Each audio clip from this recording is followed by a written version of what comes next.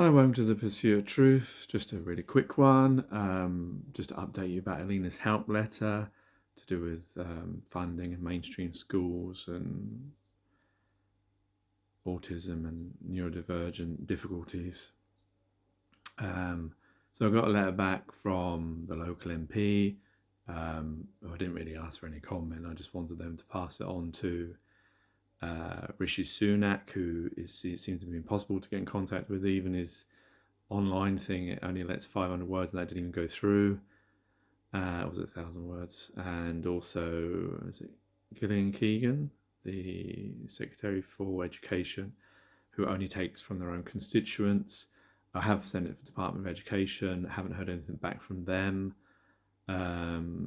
So the local MP, they just wanted my consent, even though I'd asked them to do it, but they have to do it because of GDPR apparently. And so, yeah, so now they've sent it off to the Cabinet Office. I assume they're not going to send it to Rishi and to, I hope it's the Secretary of State, Gillian Keegan, for a response. I suspect I won't get any response. If I do, it'll probably be a copy and paste. It just seems very frustrating, this. It's very difficult when it's just one person, and as I've seen with all these thousands of people that have been striking for funding and autism and all sorts of things and pay, and they get ignored. So it's very easy in life as one person to get ignored, no matter how right you may be or how difficult the situation may be. That's why our system doesn't really work. Democracy, they talk about it, but it doesn't really work because only those ones in power really have the control of democracy, and we only have the illusion of it. Because if you try to contact your MP or try to make a change or don't agree with something that's going on, you've got no say, even though you voted for these people and these people are there for you, apparently. That's the great illusion of the power system that we live within. Another example why it doesn't really work and it should be changed. And the paediatrician's letter came back. All the things he said, I wasn't present, but my wife told me, he seems to have toned it down for the letter. He actually put my letter in, which accounts for more words than he bloody wrote, which looks a bit embarrassing, doesn't it? And like, whereas he was saying to her that the school, he was disappointed to hear about the school not and the funding issue, and that she should be allowed to stim running up and down. He didn't write any of that in the bloody letter. And that's why I didn't really bother with him, because the paediatrician, all these things are just about analysts and analysing, and that's no good. What we need is how do we make the change? We know she has autism and we know the limitations she has. Going to someone and them telling us exactly what we already know doesn't help nobody.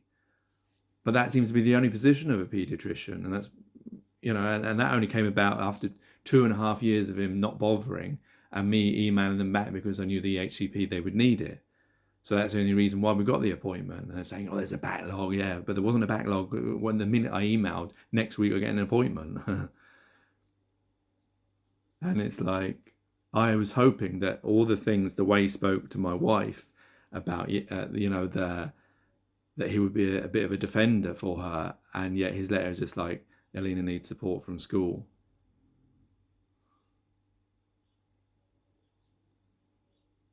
I'm as disappointed with all these things, these organisations, these people that claim they care about the children, all these organisations like the National Autistic Society who, didn't even want to help support the Alina's help letter, even though surely the things that are written in it is something they believe in. They believe surely in that funding for neurodivergence and autistic children should be at day one and not year one.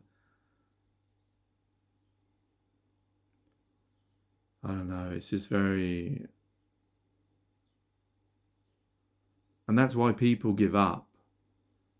I mean, this isn't my first attempt. To remember the dentist thing, I tried to get that changed because I didn't think it was fair. It amounted to nothing.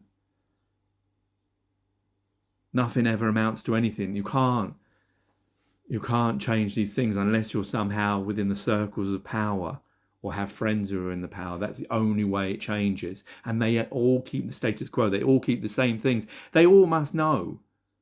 They get told how shit everything is and how things aren't working in a world, in a country, whatever, board you want to look at it within. It doesn't work. And yet we're still carrying on with the same things. It's just frustrating. You don't get anywhere with it. And I'm not going to be the last person who tries to make a change and doesn't make any change, because the people that you go to, those in power and responsibility, either they don't really want to make the change, or they just don't have the energy, because maybe they feel the same way as I do, that when they approach the people above them, they get the same response back. And so nothing ever gets changed.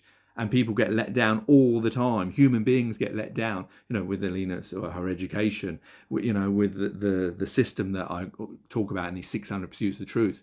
It's about, starvation, the way people live, medicine, and all that kind of stuff. The people that are dying unnecessarily early because of the border system that we put ourselves in, that we don't care about each other as human beings, even though that's the only universal truth that we all actually truly have. Anyway, I said it was going to be a quick one. It's a rather depressing one. It's depressed me to think that no matter what you do, no matter even when you stand up and say, look, I've found this problem, are you going to solve it?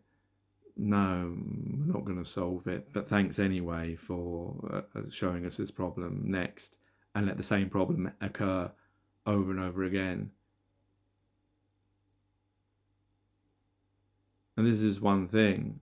And, like in these 600 videos, I've exampled, through national media and etc. So it's not just, my little voice, showing that there's lots of ways that the system, the life, as it were, that way we live, doesn't work. And yet everyone just wants to carry on with it. Those in power and responsibility don't want to change those things, or they want to make little band-aid, small little changes, rather than seismic changes. That's what's really needed to help each one of us have a better existence. Anyway, take care, easy, God bless, and peace.